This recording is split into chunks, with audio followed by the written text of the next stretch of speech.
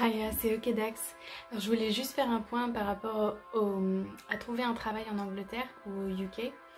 C'est que moi je vous conseille de trouver un travail directement qui est entouré d'anglophones.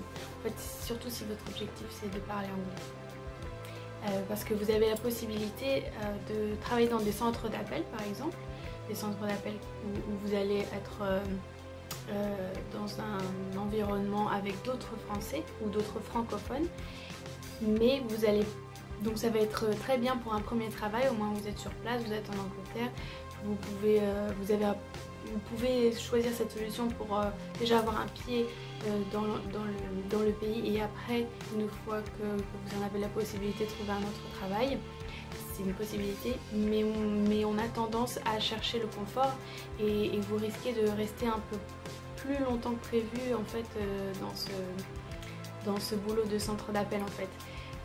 Donc c'est très bien, mais si vous avez une autre option, si vous avez l'option de choisir un boulot qui est directement entouré d'anglophones, je pense que c'est mieux. Même si vous allez avoir du mal au début, même si ça va être compliqué, vous allez devoir faire beaucoup d'efforts les premiers mois pour pouvoir comprendre vos collègues, pour pouvoir faire le boulot comme il faut exactement.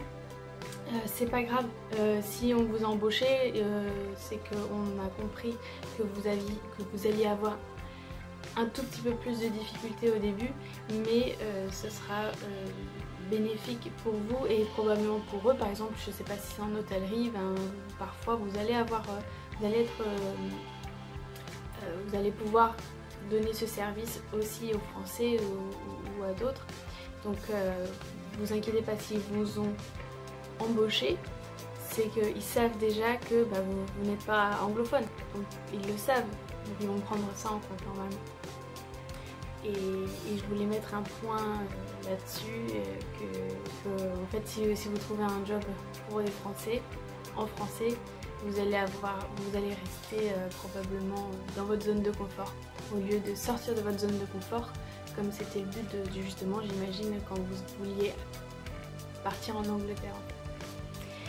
Moi c'est ce que j'ai fait en tout cas, et je regrette pas du tout. C'était vraiment dur, pas vraiment dur, mais c'était quand même beaucoup d'efforts les premiers mois, mais franchement ça a payé.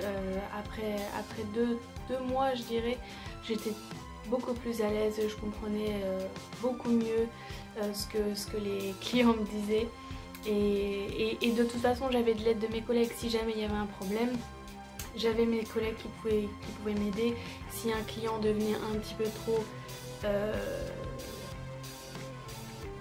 vais pas dire méchant, mais à dire, je l'ai entendu plusieurs fois, oh mais parlez-moi, passez-moi quelqu'un qui parle anglais, parce que j'arrivais pas à le comprendre, ou parce qu'on n'arrivait pas à se comprendre. Parfois je le comprenais, mais il était juste pas d'accord avec ce que je lui disais, et donc là, faut pas le prendre personnellement. Vous savez que vous allez vous améliorer, il ne faut pas perdre l'espoir, il faut vraiment être tenace, et vous allez y arriver, il n'y a pas de raison. On y arrive tous à un moment, au moins à se faire comprendre et à comprendre. Ce sera jamais parfait, il ne faut pas chercher à être parfait, c'est surtout ça qui est important. Il faut juste parler, écouter, et ça viendra naturellement en fait. Faut pas se... Je vais pas dire faut pas se prendre plus la tête que ça, mais c'est un peu ça en fait. Faut juste donner le temps au temps. Voilà, c'est tout ce que je voulais dire pour aujourd'hui. OK Dax, salut!